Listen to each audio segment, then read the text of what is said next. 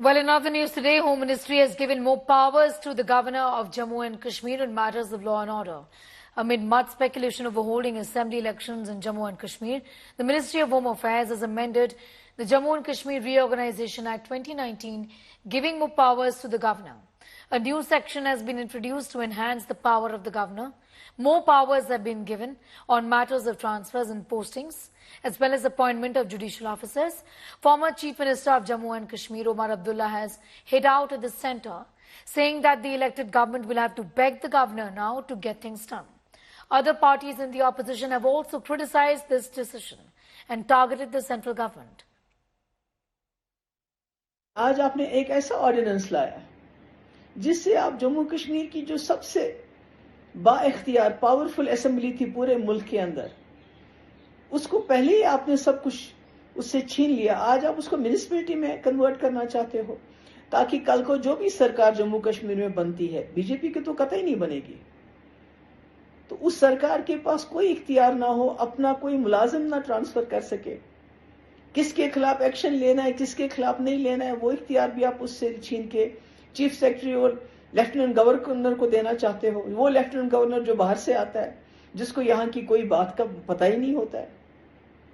आपको यहाँ के लोगों पे अगर भरोसा नहीं है तो फिर क्यों रखा है यहाँ के लोगों को? आप तो दूसरे कश्मीर को अपने साथ मिलाने की बात करते हो, तो आप तो इसी कश्मीर को आपने यहाँ हमारा जीना हराम कर दिया आप लोगों ने। एलजी को मुख्यमंत्री से ज्यादा मजबूती दे रहे हैं। क्यों दे रहे हैं? क्या आपको मालूम है आप चुनाव हारने वाले हैं? तो अब आपको कंट्रोल कैसे करना है जम्मू कश्मीर की प्रशासन को और सरकार को, वो तरीका अख्तियार कर रहे हैं। दिल्ली वाला मॉडल आप जम्मू कश्मीर में ला रहे हैं। वो ऐसा एलजी जो अभी संदेह के घेरे में है, नाना प्रकार के आरोप भ्रष्टाचार के उन पर लगे हैं, उनको छोड़िए, आप कल को कोई और एलजी भी आ जाए, सरकार में जो मुख्यमंत्री है उसको आप पावर्स कम कर रहे हैं। ट्रांसफर, पोस्टिंग, लगभग तमाम पावर्स आप एलजी को दे रहे हैं। क्यों? भारतीय जनता पार्टी की केंद्र सरकार किसी भी सूरत में सत्ता को हाथ से नहीं जाने देना चाहती। जहां उन्हें ऐसा लगता है कि चुनाव लड़के वे सत्ता में नहीं आ सकते, वहां चुनी हुई सरकार को कमजोर करके अपने लगाए हुए एलजी को सारी सत्ता देना चाहते हैं। क्यों? ताकि वो एलजी वहां की चुनी हुई सरकार को काम ना करने दे। ये पूरी तरीके से एंटी डेमोक्रेटिक और एंटी कॉन्स्टिट्यूशन उनके कदम है। और गवर्नमेंट ऑफ इंडिया को समझना चाहिए कि हमारी स्टेट जो पहले थी उसका क्या स्ट्रक्चर था, और इस जो हमारे सामने अब रोज बरोज नए आर्डर्स ला रहे हैं, इसका वो उसके साथ मेल नहीं है। प्लस आप जम्मू कश्मीर के आवाम को डिसएम्पावर क्यों कर रहे हो? क्या वजह है कि आप इसको रोज बरोज कोई ऐसे आर्डर निकाल रहे हो जहां जम्मू कश्मीर के आवाम का वजूद नहीं है? हमारी डेमोक्रेसी क्या इसीलिए मशहूर है? क्या आप ये नहीं देख सकते हमारी स्टेट पहले क्या थी और आपने इस स्टेट का क्या हाल किया? आप तो कह रहे थे हम स्टेट रेस्टोर करेंगे, लेकिन आप आर्डर्स पे आर्डर्स ला रहे हो, आप जमहूरियती निजाम को तहस नहस कर रहे हो। आप कल आने वाले सरकार को क्या क्या सिग्नल दे रहे हो कि you are just clerk sitting on the chairs, चाहे वो चीफ मिनिस्टर हो या उसकी कैबिनेट हो या एमएलए हो, उनका वजूद कुछ है ही नहीं। इसलिए मैं समझता हूँ ये आर्डर लाके आप जम्मू कश्मीर के आवाम को डिसएम्पावर कर रहे हो। देखिए, ये तो हो गया कि जब भी असेंबली इलेक्शंस होंगे तो जो भी चीफ मिनिस्टर होगा उनके पास कोई पावर्स नहीं होंगे। So what they are trying to do is कि मेरे हिसाब से शायद स्टेटहुड देने का कोई इरादा नहीं है, और एलजी को एम्पावर करने का मतलब है दिल्ली मॉडल पे जम्मू कश्मीर को भी चलाया जाए। बिकॉज जो इम्पोर्टेंट डिसीजंस है, चाहे वो हमारे पब्लिक ऑर्डर्स हो, ट्रांसफर्स हो, पुलिस हो, प्रिजन हो, जो भी इम्पोर्टेंट डिसीजन हो, टैक्सेशन हो, पॉलिसीज हो, उसमें चीफ मिनिस्टर या हमारे कैबिनेट मिनिस्टर, एमएलएस का कोई रोल नहीं रहेगा।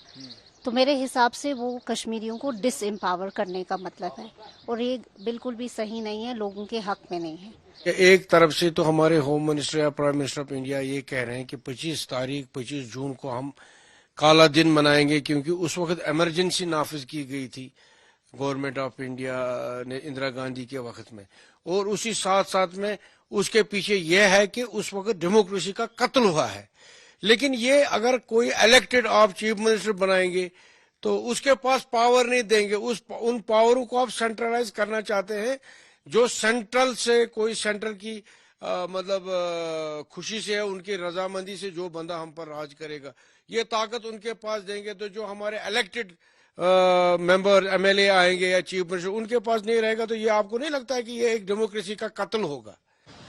Ministry of Home Affairs notification wherein the business rules for the UT of Jammu and Kashmir, the way the government will function, have once again been amended. Now, it first happened in 2019 when Article 370 was abrogated and the first amendment was made. Now, as far as this fresh amendment is concerned, quite clearly the government, the union government has showcased or tried to show how the government model or the power structure, the power arrangement in the UT of Jammu and Kashmir will be once there are elections and once there is an elected government in place. Quite clearly, the power center has been shifted from an elected government to the Lieutenant Governor, wherein on all the important, critical, crucial issues, especially related to the Home Department, the police, prosecution, Anti-Corruption Bureau, as far as the law aspect is concerned, you have the government lawyers, the appointment of the Advocate General.